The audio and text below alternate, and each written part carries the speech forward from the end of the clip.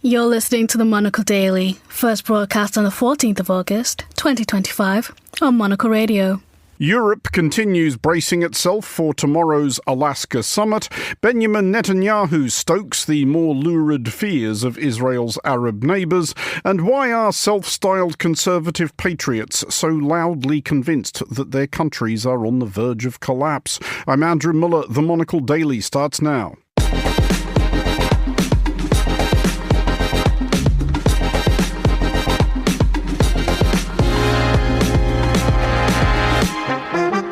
Hello and welcome to the Monocle Daily, coming to you from our studios here at Midori House in London. I'm Andrew Muller. My guests Carol Walker and Phil Tinline will discuss the day's big stories, and our weekly letter from has a French stamp on it. Stay tuned, all that and more coming up right here on the Monocle Daily.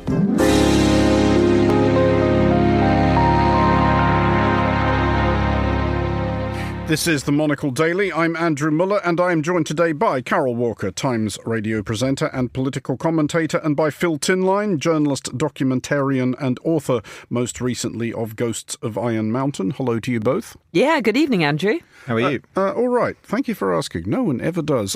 Phil, seeing as how you've been so courteous and seeing as how I've mentioned your damn book anyway, would you like to give it another artless plug? I would love to give it an artless plug. This is a book about a hoax concocted by lefties in the 60s, a satirical pretend report about what would happen to America if peace broke out, written at the height of the Vietnam War, the joke being it would destroy society. This causes a huge hullabaloo in the 60s and then is rediscovered in the 90s by the far right, who think it's real. I can, dear listeners, heartily recommend the book, having read it and everything, but it is... one's irony meter does sort of ebb precipitously, I think was the word I was looking for, close to exploding while reading it. The fact that so much, as the book makes clear, of the alt-right subculture is based on this satire concocted by a bunch of tittering lefties who worked for a magazine called Monocle. Exactly, they work for a magazine called Monocle, as I keep failing to mention whenever I come. But yeah, and obviously, you know, people in America talking about hoaxes when the thing concerned is real, and calling real things hoaxes is something that we don't need to worry about at all, except, of course, in terms of Mr. Epstein. No, it's rarely led to any unpleasant or baneful consequences. Carol, you have been appearing at a rock festival. I have. I can't say that I was exactly the headline act, if I'm really honest with you, Andrew. That honour went to Sting. But what was interesting is that I was at a festival which is called Latitude. And it has big bands. Kaiser Chiefs were there, Clean Bandit were good, but they also have a kind of wider programme of cultural events too. I was chairing a discussion about freedom of speech, politicisation of the media, and reckon that at this vast festival where there were about 1 million other attractions, we would be lucky if we got an audience of 5 if it was pouring with rain and people wanted to come into the tent to shelter. But it was amazing. The event was packed out. There were literally people standing 5 deep outside. It was an incredibly engaged audience.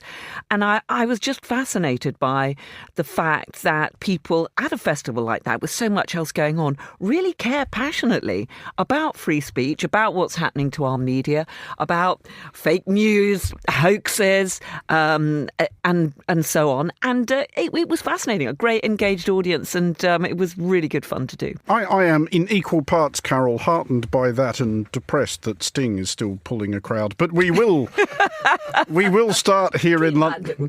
We will start here in London, very specifically at 10 Downing Street, where UK Prime Minister Sir Keir Starmer has been hosting Ukrainian President Volodymyr Zelensky.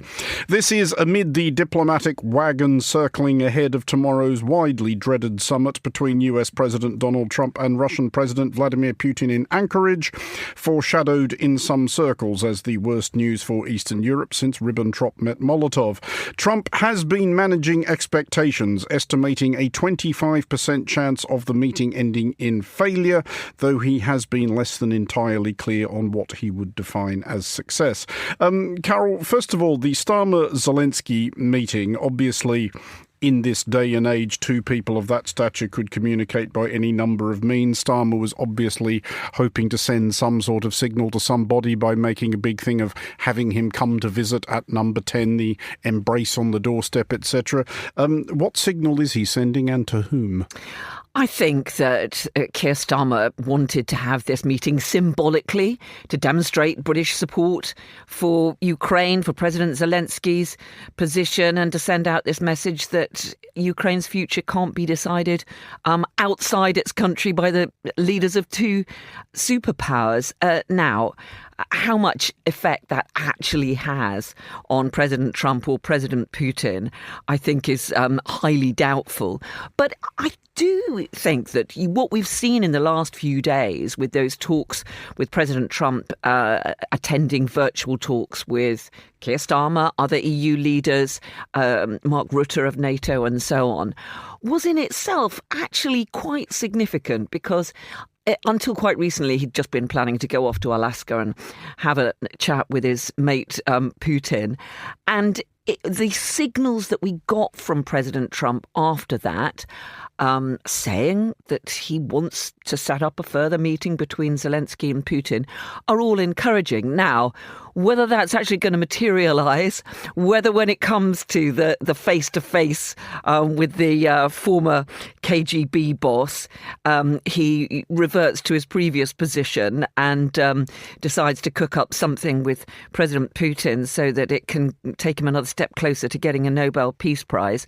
Now, we're only going to have to wait another 24 hours or so to find out. But I think that the concerted efforts that there have been from EU leaders, and Keir Starmer has improbably enough established something of a rapport with President Trump, that has at least had some effect in shaping his approach to these crucial talks. Phil, this estimation Trump has given of failure, 25%, my own suspicion is that this is somewhat optimistic, because is the likeliest reason for Putin agreeing to do this not that he just thinks this is the minimum I need to do to delay or defray the sanctions which were due to descend tomorrow? I will turn up at this summit. I will mutter some things about, well, yes, maybe a little bit of that, a little bit of this, and then I will just go home and nothing much will change. Yes, I think that's fair. And I think also the sense that there is a fear that, as Carol's alluded to, that, Trump may just be far too easy a mark, frankly, for Putin. You can see from Putin's calculus that the possibility of getting a surprisingly good, from his perspective, deal, because Trump is so wayward and unpredictable, is one worth taking. And as you say, if the additional benefit is you don't get sanctions in the same way, then of course, yeah, absolutely. I mean, I think one thing that's been very striking is the way that, as Carol was saying, there has been this quite concerted European front to try and push us away from that sort of risk. And apparently that's, in significant part because the Ukrainians have got very good at playing this situation by, getting on the phone to European leaders, doing the hard yards of diplomacy and making sure that you have a concerted European push on one line, that it's got to, any deal has got to be based on a ceasefire first. It's got to be based on security guarantees for Kyiv and so on.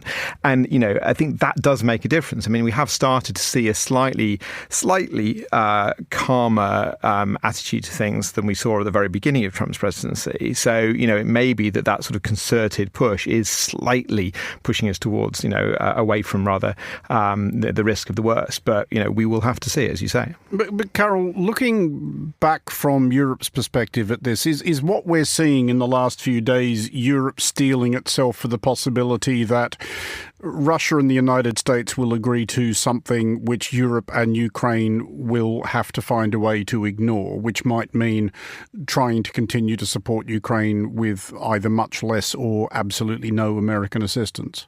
I mean, I think that's a real risk. And I think many European leaders are really concerned about that, despite the signals that they felt that they got from Donald Trump yesterday. There is a real fear of that. And I mean, there's still this fundamental difference in that President Trump is talking about land swaps, President Zelensky of Ukraine is making it clear, well, we haven't got any Russian territory to swap. The only thing we could swap is the bits of our country, which the Russians are occupying. So I think there is undoubtedly going to be a crunch point, because it's quite hard to see how you can get beyond perhaps a temporary ceasefire. Perhaps you could get some agreement there. But if you start talking about any kind of lasting deal, that is going to mean in some way or another the sacrifice of Ukrainian territory. And Zelensky and many others in the country have flatly said that that's simply not acceptable. And I think this notion that emerged, that was apparently discussed between Steve Witkoff, Trump's special envoy, when he went to Russia to talk to Putin and others, that, it could be a bit like the West Bank with the Israelis controlling it but not actually having sovereignty. I don't think that's going to reassure anyone whatsoever. Well, indeed not. But just finally on this, Phil, one thing that had been posited as something that might offer Ukraine some reassurance was this idea of a coalition of the willing that I think Starmer, among others, floated a few months back. This would be some sort of foreign military presence in Ukraine outside the aegis of NATO. There are reports that this idea has been significantly scaled back from the 30,000 troops that were suggested, which may be because Europe has run the numbers and discovered they don't actually have 30,000 troops they can spare. But nonetheless, is there something here that is something maybe that Europe might have to consider as soon as next week, even if it is broadly symbolic, a couple of brigades of non-Ukrainian troops on Ukrainian soil, just letting Russia know we're here and we're not letting this place go? I mean, I think at this point, a lot of possibilities are in play. I mean, it's important to stress that what we're talking about here is not combat troops. It's something more in a support training role. But, we are edging towards the point that we seem to be getting to in the kind of the horrors of the confrontation in the Oval Office a few months ago of, an America-Europe split. Now, we have moved quite a long way back from that, which is worth hanging on to since then. But we do seem to be potentially, if these talks don't turn anything up, which seems most likely, to be back into that situation again, at which point, some sort of European presence, possibly very near Ukraine rather than actually on Ukrainian soil, does seem like a possibility. But, it's obviously very, very dangerous. We have lots to talk about, nuclear weapons and so on. So it has to be taken extremely cautiously. Well, let's look now at the Middle East, a region in which one does not have to spend too much time before encountering someone ready to fulminate about the Greater Israel conspiracy theory. This is the idea which holds that Israel, which has, in fairness, bitten a few chunks out of its Arab neighbours over the decades, aspires to a sprawling hegemon encompassing, depending on the excitability of your interlocutor, not merely the West Bank and Gaza, but portions of Jordan, Egypt, Lebanon, and perhaps the outer suburbs of Baghdad and Riyadh. Not entirely helpfully, Israeli Prime Minister Benjamin Netanyahu has spoken in an interview with Israeli television of feeling connection with a vision, quote, of Greater Israel. While he did not define the physical limits thereof, Israel's foreign ministry has spent today fielding miffed cables and angry telegrams from Arab capitals. Carol, is it vaguely possible he has been taken somewhat out of context here? I think the reason that these comments have really caused such an uproar is firstly because Israel is surrounded by countries that have just watched Israel certainly expanding, if not its territory in terms of a Greater Israel. It has actually... But its security sphere, if you look at the way it took on Hezbollah in Lebanon, the way they bombed the nuclear sites in Iran, there have been regular strikes on the Houthis in Yemen, and that's before we get, of course, to the continued bombardment of Gaza. And I think the other important factor in all of this is that it comes after the Security Cabinet has approved this hugely controversial plan for Israel to further expand its military offensive in Gaza to try to actually get control of Gaza City. And it has already started renewed bombardments of Gaza City with more horrendous loss of life. Now, the thinking had been that part of that announcement was to try to give the Israelis greater leverage over Hamas. But I think that is part of the reason that when Netanyahu very happily found himself enticed to talk about a greater Israel, it sent shockwaves through the whole region. Well, indeed so. And it is worth remembering as well, Phil, that in recent months, Israel has helped itself to a few other further chunks of Syria, which it doesn't appear in any great hurry to return either. Does it strike you, though, that Netanyahu... I mean, at best, this is careless and tactless.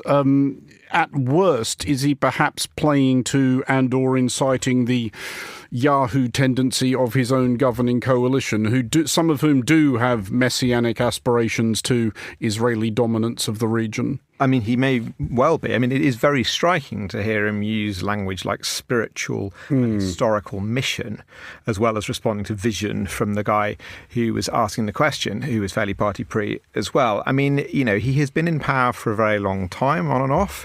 We know that people who spend a long time in power, particularly when they start getting cornered over potential, you know, accusations of wrongdoing and so on, start to, you know, slightly swallow their own disinformation. You know, that does not strike me as the sort of thing that, particularly coming after the increasing diplomatic kind of aghastness and frankly fury in a lot of Western countries at the level of severity of the killing in Gaza, to be talking in this way in that context strikes me as being rather unwise, let's say, brave, as Humphrey might say.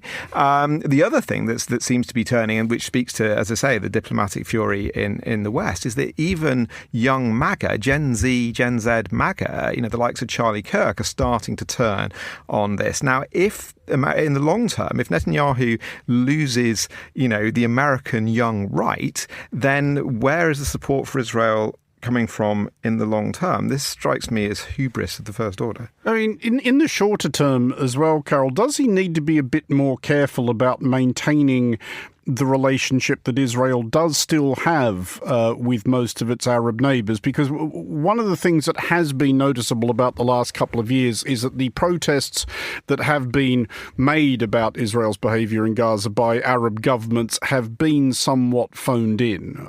You know, there's been little talk of sort of suspending such relations as exist. I don't think any Arab governments are terribly sorry to see the back of Hamas. I don't think they were sorry at all to see Hezbollah substantially decapitated, and I'm absolutely certain they couldn't possibly care less about Iran getting its nuclear facilities bombed. So Israel has been able to act with actually quite a lot of tacit support of Arab countries. Does this sort of chat risk undermining that, or do you get the impression that the diplomatic outrage we've heard from those Arab capitals has been somewhat mailed in as well?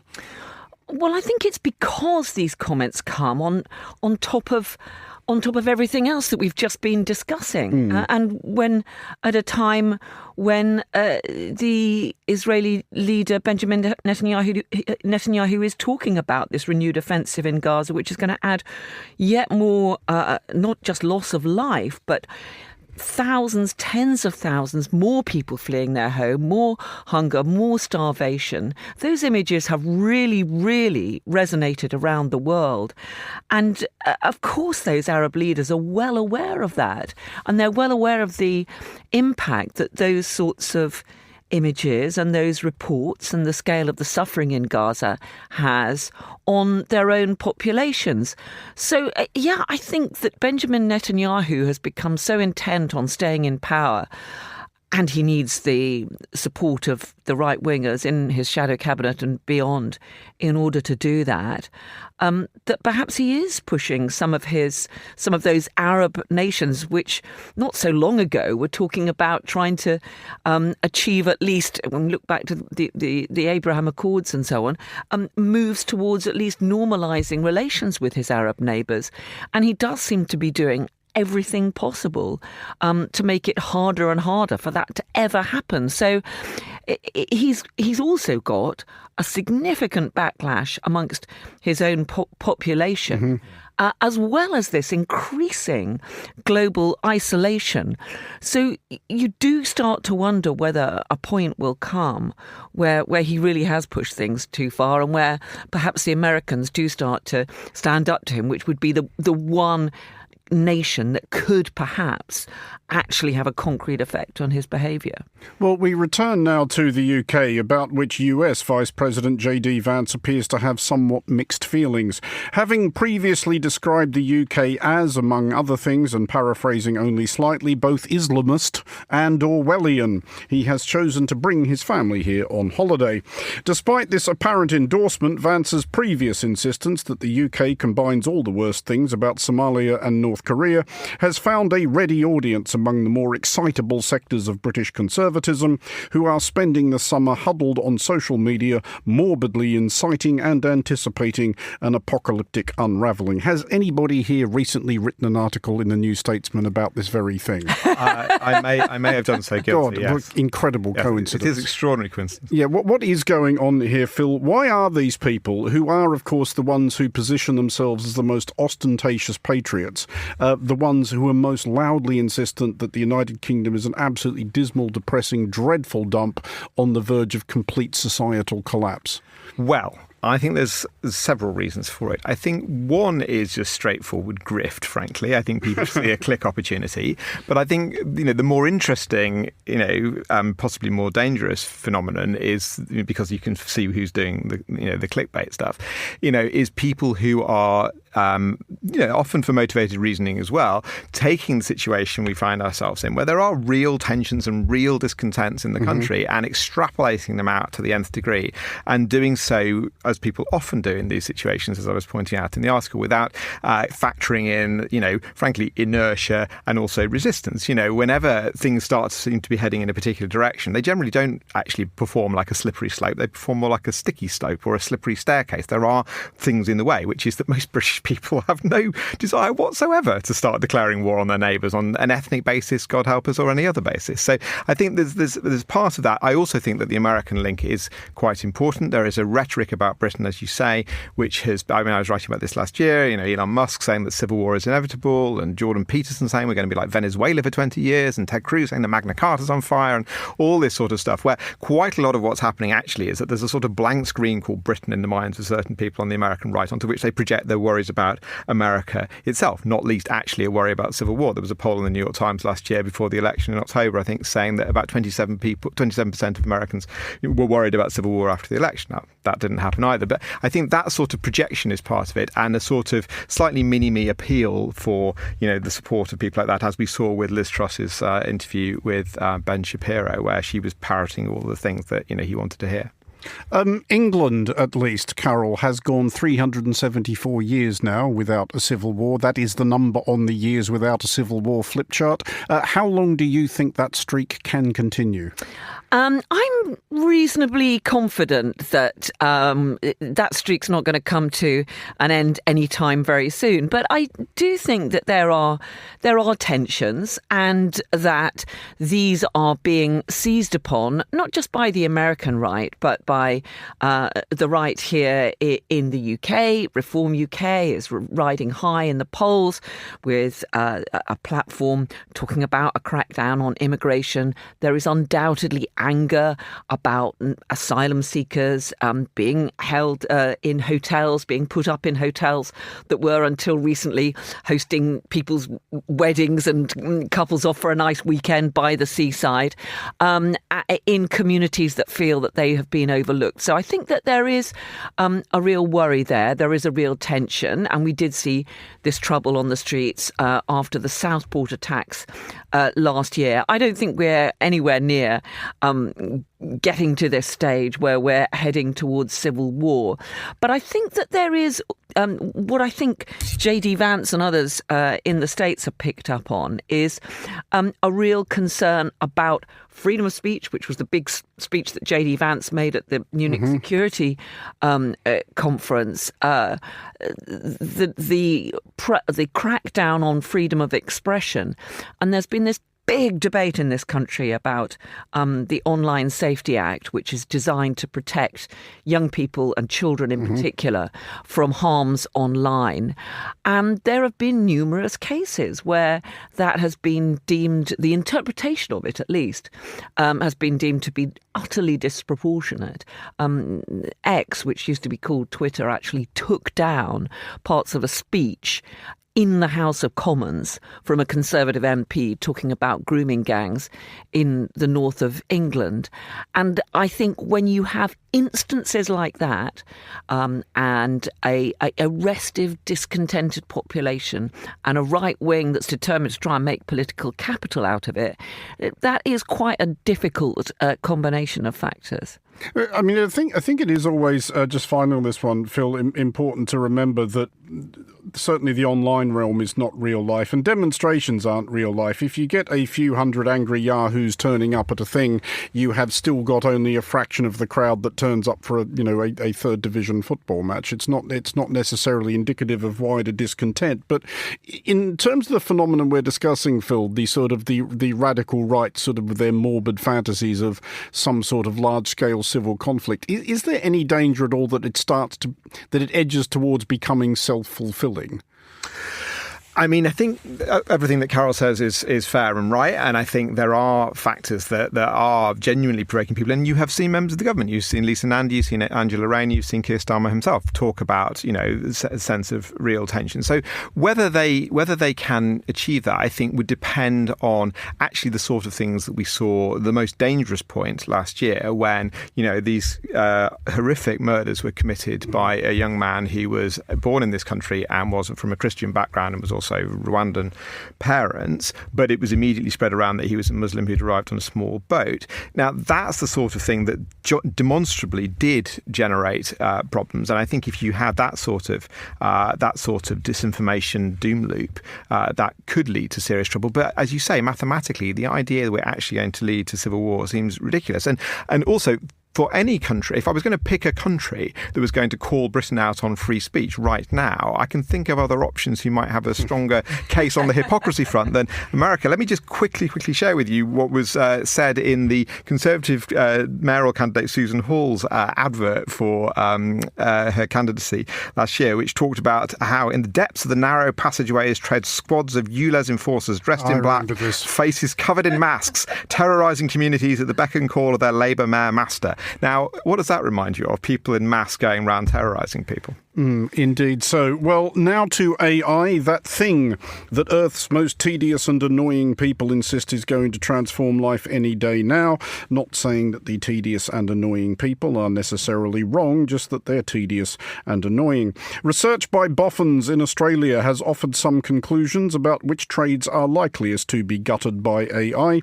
Long story short, the news is pretty good for people involved in construction, medicine, agriculture and other broadly hands-on occupations, whereas accountants and programmers may wish to consider retraining as builders, nurses and farmers.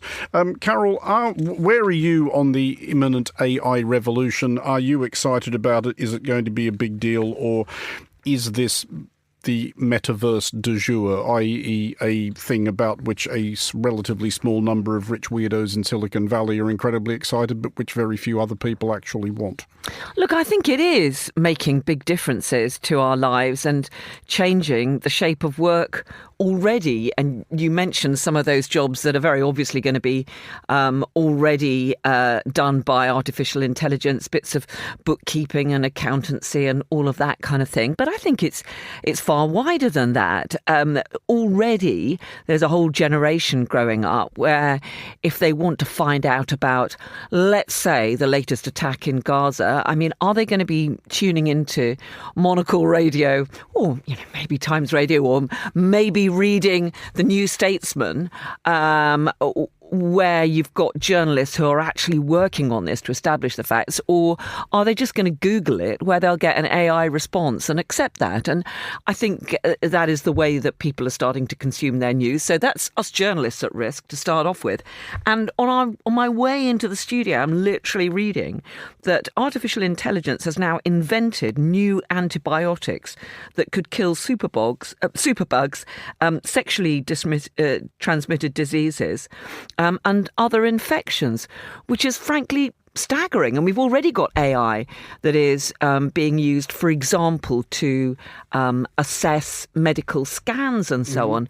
So I think that it is already making a huge difference, and I literally have no idea where it's going. I'm not quite sure where the limits to all of this are, because if you think back to only maybe 10 years ago, a lot of that would have been quite difficult to foresee. True. And granted, Phil, that we are only in the relatively early stages of this, but is not remarkable, though, what a lot of Carol lists there is still a problem in that, and this may just be a me thing, that you're still going to end up needing a human being there to check the idea or the possibility that the AI hasn't ballsed the whole thing up. Because I have to say my own tenuous explorations of, for example, ChatGPT as a research tool have not encouraged me. I kind of gave up at the moment it solemnly informed me that for most of the early 1970s, the President of the United States was John F. Kennedy.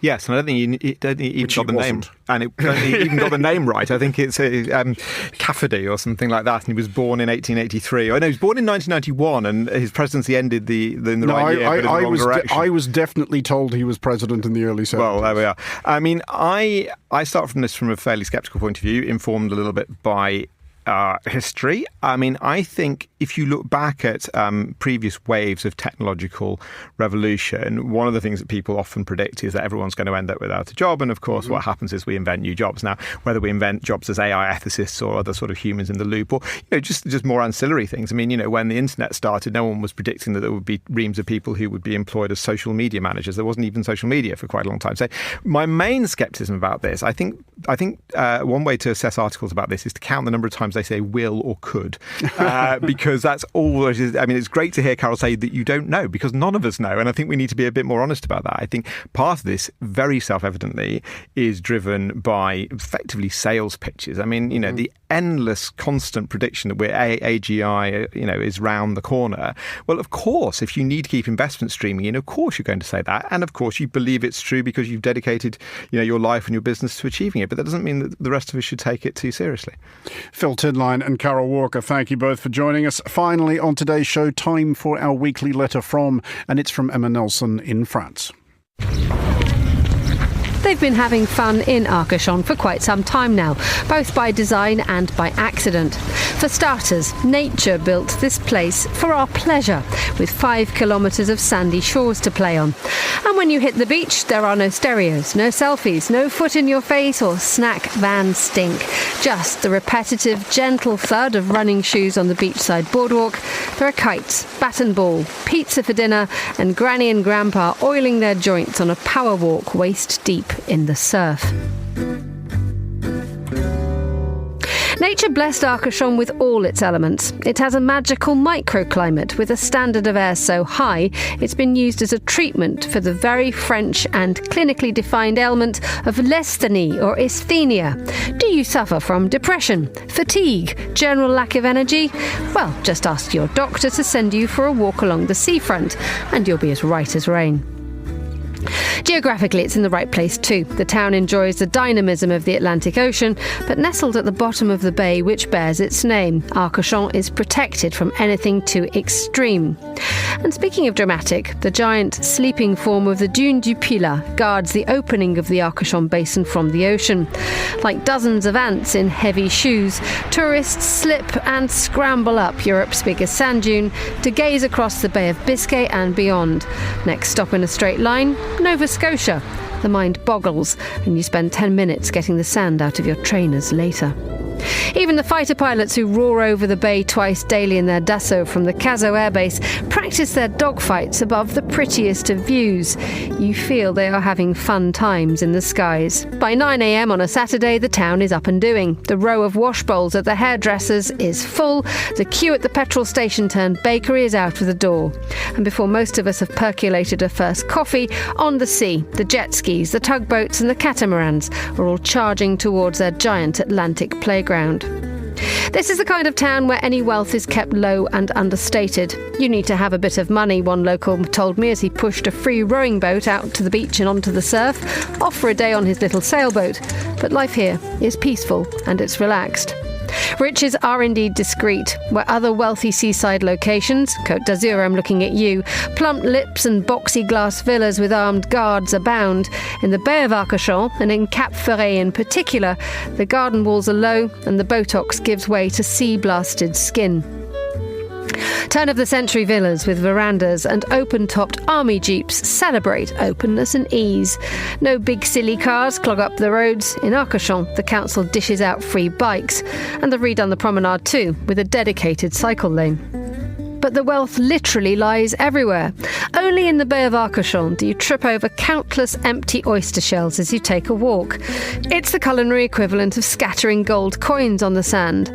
Oh yes, and the wine. Your nearest airport is Bordeaux. Enough said. Even the water is special. A century ago, someone had the bright idea of drilling for oil.